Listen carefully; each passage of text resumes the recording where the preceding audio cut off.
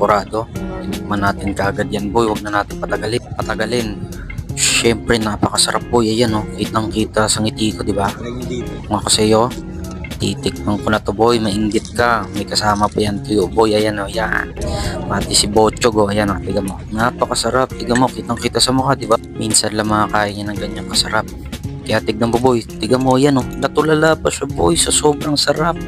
Diba? Oh, nagmumukha siyang gagambang bocho. So, yan yung dumating yung champurado namin. Syempre, mas pinili ni madam na siya ang magbuhos ng mainit na gatas para ma-experience niya yung mga hindi pa na-experience na bagay. Syempre, kaya kami nagpunta dito dahil sinubukan lang namin. Pampahype ba? Pampahype. Yeesh! So, tamang mekos-mekos lang yan.